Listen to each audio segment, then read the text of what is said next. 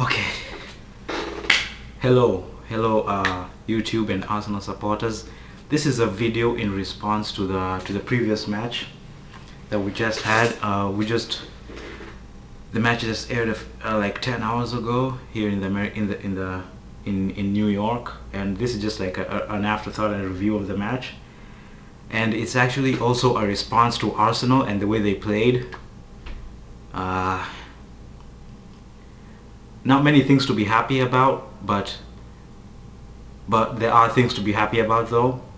But overall, it looks like it's gonna be a tough season. Let's get to it. Okay, this is not like a full analysis of the match. So if you want an analysis, just head on down to the description video, to the description part, and there's a link to the Barclays Premier League website where you can find a full analysis for the match. Okay, let's get on with it. As usual, Joey Barton was playing today. As you all know, he had problems with Newcastle, but he was there. And suffice to say, you know, somebody got a red card. He was in the center of all of that stuff. Gervinho got a red card today.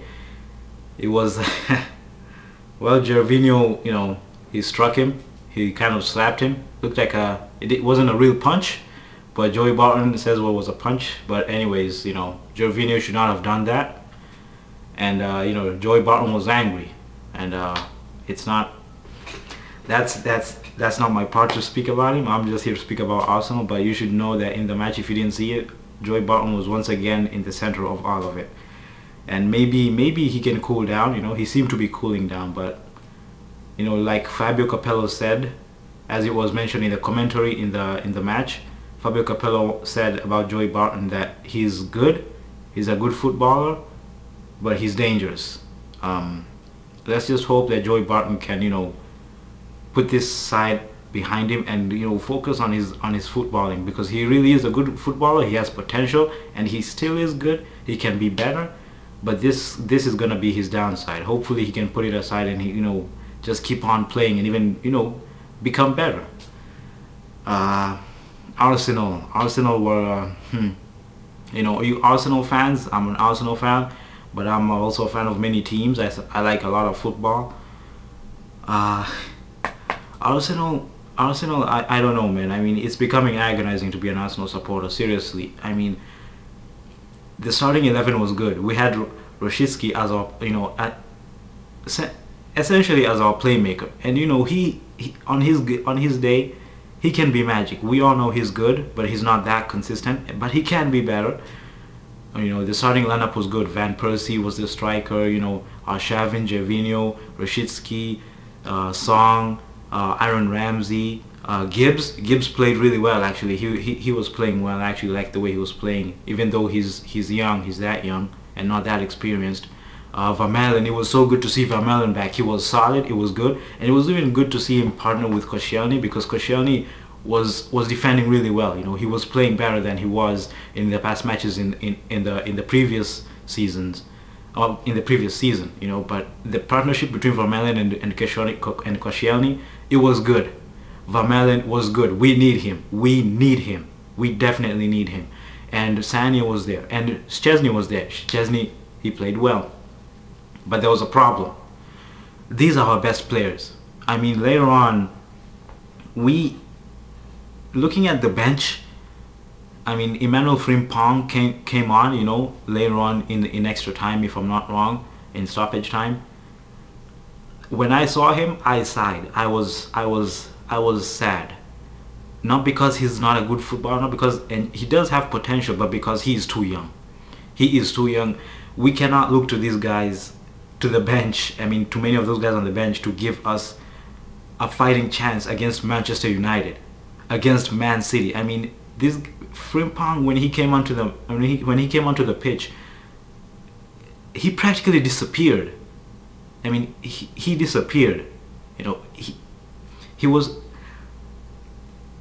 I don't even know what to say about him. You know, he definitely has potential, because Arsene Wenger has seen him, but if this Arsenal team with 11 men, before they went down to 10 men, if they could not dispatch Newcastle and get those 3 points, we are in serious trouble because we have tough matches coming up.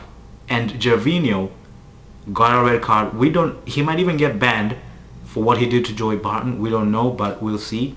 Hopefully it's only, just going to be a one match ban, if anything, if it's going to be a ban or anything. But because we have tough matches coming up and we needed those 3 points.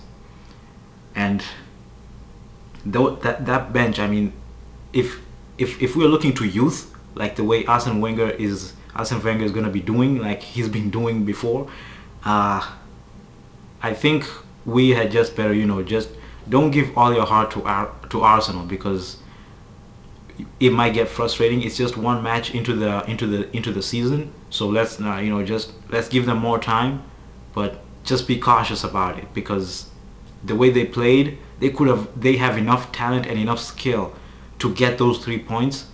And it's harder on the pitch, but I mean, those guys make it look so easy, and we all know the talent that Van Persie and Arshavin have, and Rosicki, and they really should have gotten those 3 points.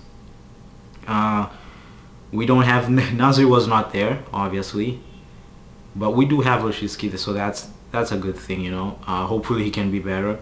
We have Jack Wilshere, obviously,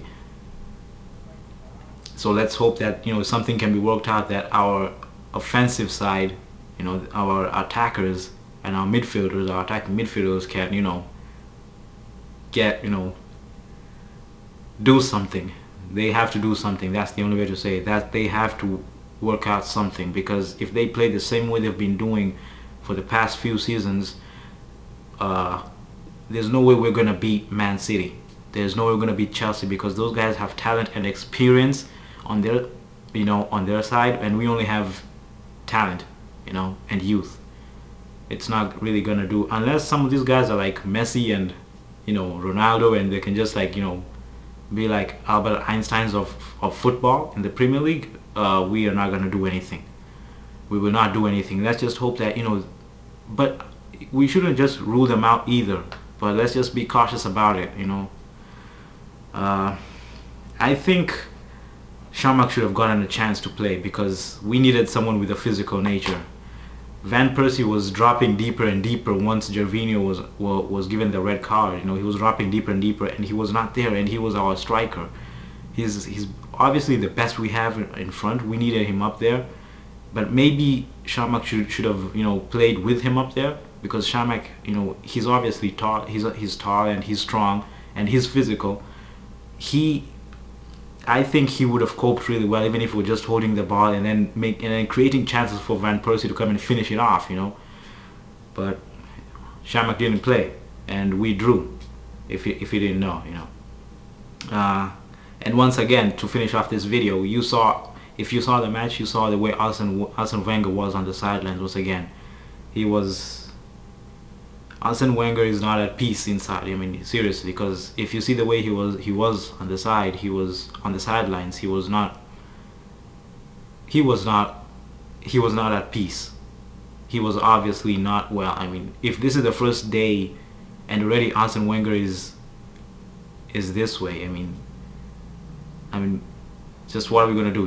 I mean, it was just a few seasons ago. I think it was the 2009-2010 season that we beat Everton 6-1, if I'm not wrong. So hopefully those days can come back, but let's just hope Arsenal can do something. And just one more point, I think Denilson should have stayed in Arsenal. I think he should not have gone to that. He should not have gone, because even if he was not that good, I personally think he would have been better if he was just given more playing time, and if he was to do some improvements. But we need him. We really need as much experience as we can get in that midfield, because the youth, if it continues the way it's been going on, we're not going to win anything. Okay, my name is Jackson Konyango, by the way. So Jackson, you have any comments, you can respond to the video. I'd like to hear what you have to say, your opinions on this thing, and your analysis of the match. Thank you.